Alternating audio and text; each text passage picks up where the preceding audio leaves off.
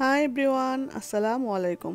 ডলি স্পেশনসের আজকের আয়োজনে আপনাদের জন্য রেখেছি মিন্ট ফ্লেভারে মাটন বিরিয়ানি রেসিপি।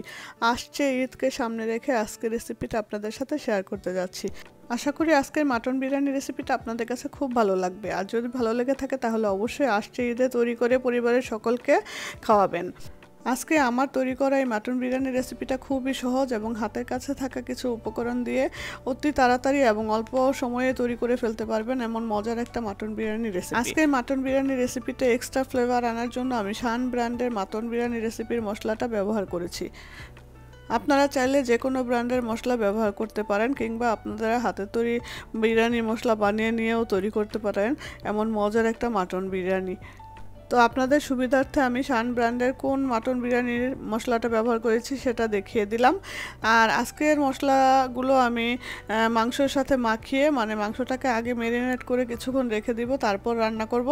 এইভাবে রান্না করলে মাংসের স্বাদ বিরিয়ানির স্বাদটা আরও দ্বিগুণ বেড়ে যায়। তো আমি মাটন বিরিয়ানিটা সচরাচর মাংসটাকে আগে ম্যারিনেট করে রেখে দেই প্রায় 2-3 ঘন্টা, তারপর আমি বিরিয়ানিটা রান্না করি।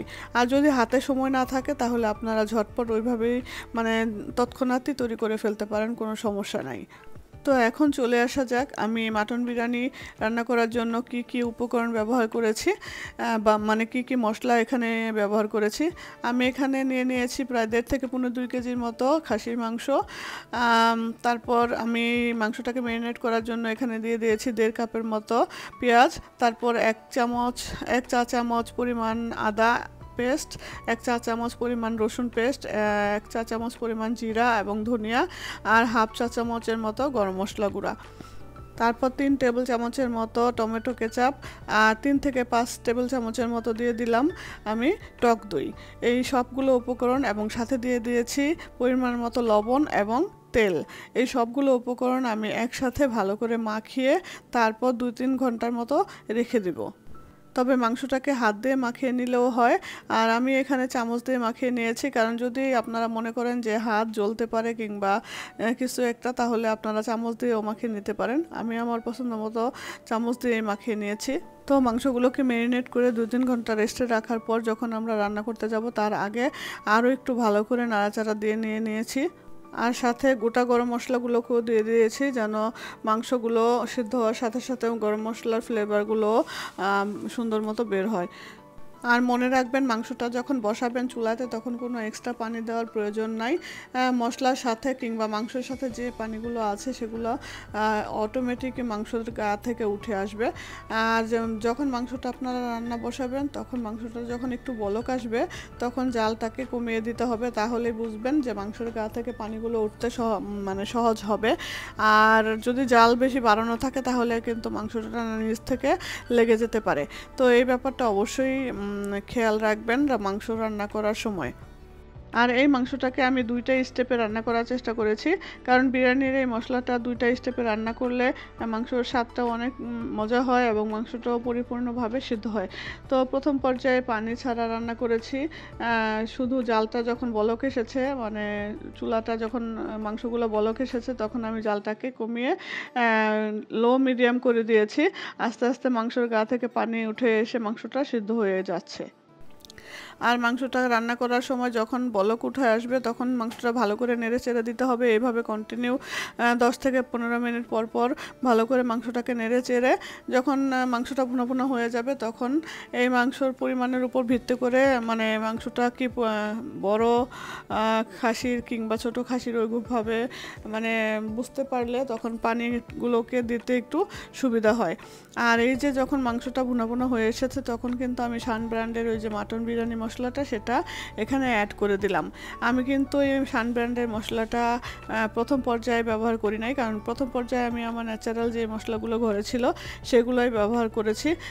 শান ব্র্যান্ডের এই মশলাটাকে মাংসগুলোর সাথে ভালো করে মিলিয়ে মাংসটাকে ভালো করে ঢেকে দিতে হবে এবং জালটাকেও বাড়িয়ে দিতে হবে, ঠিক আগের পর্যায়ের মতো।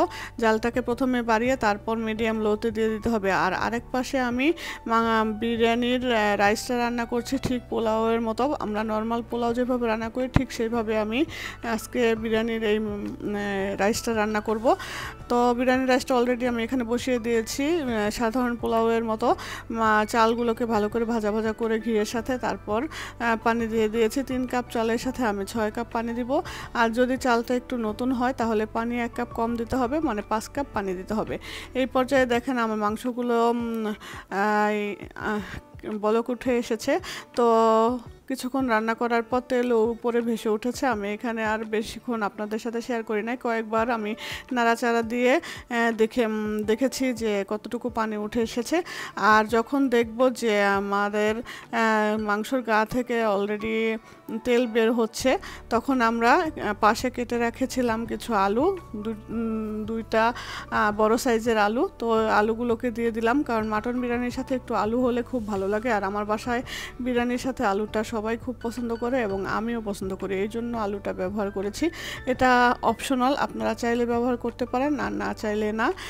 তো এইভাবে মাংসটা কিছুক্ষণ রান্না করার পর আলুটা যখন স্বচ্ছ কালার হয়ে আসবে, একটু খোঁচা দিয়ে দেখতে হবে যে আলুটা কি 80% কিংবা 70% সিদ্ধ হয়েছে কিনা।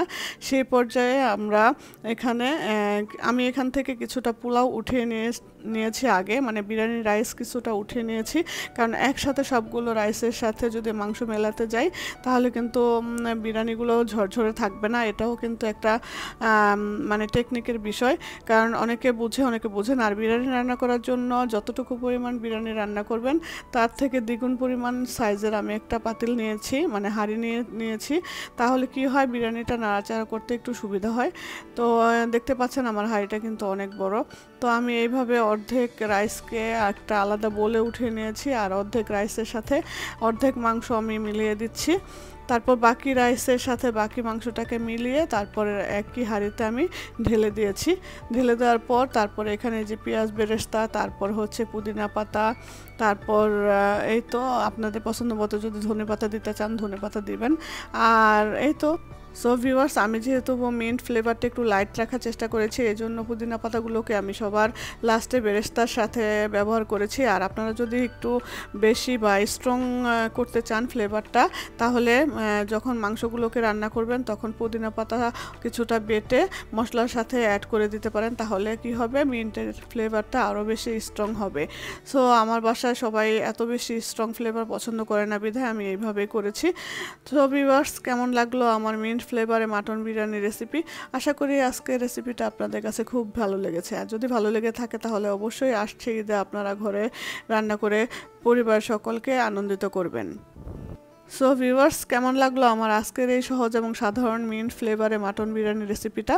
যদি ভালো লেগে থাকে তাহলে অবশ্যই লাইক, কমেন্ট এবং শেয়ার করবেন।